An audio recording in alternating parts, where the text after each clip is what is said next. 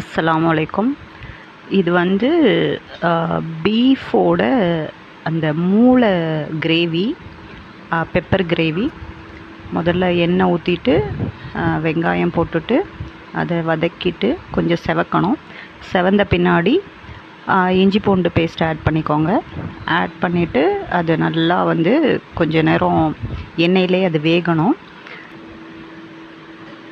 இந்த ஸ்டேஜ் வரும்.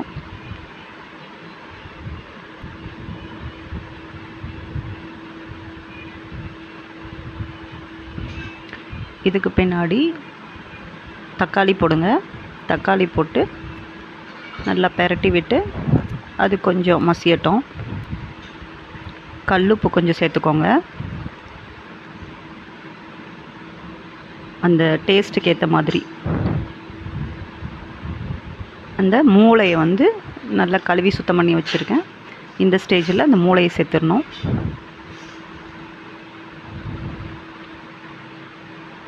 அந்த மசாலாவை அது மேலே அப்படியே ஊற்றி விடுங்க. அப்படியே லேசாக மசாலாவை அப்படியே பெரட்டணும். கொஞ்சம் மஞ்சத்தூள் ஒரு ஸ்பூன் இருக்கும். சீரகத்தூள் ஒரு 2 ஸ்பூனு. அது அப்படியே லைட்டாக அப்படியே பெரட்டி, ரொம்ப நொறுங்கிடக்கூடாது, அப்படியே லேசாக அப்படியே பெரட்டி பெரட்டி விடணும்.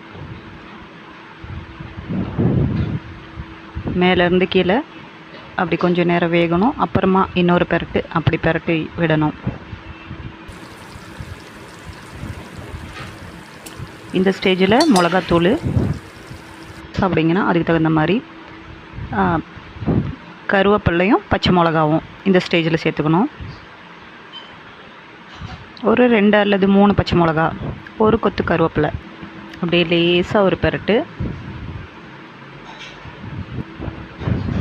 மூடி மூடி வச்சு நம்ம வேக வச்சோம்னா இந்த ஸ்டேஜில் வரும். அப்புறம் பெப்பர் ஒரு 2 டேபிள் ஸ்பூன் பெப்பர்,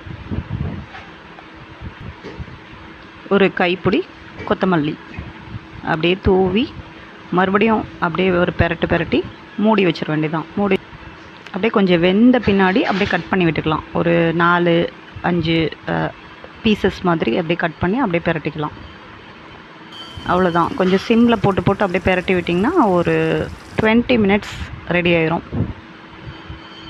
கடைசியாக கொஞ்சம் கொத்தமல்லியை தூவிட்டு ஒரு 5 நிமிஷம் போட்டு சிம்மில் போட்டுட்டு அப்படியே ஆஃப் பண்ணிட வேண்டியதான்.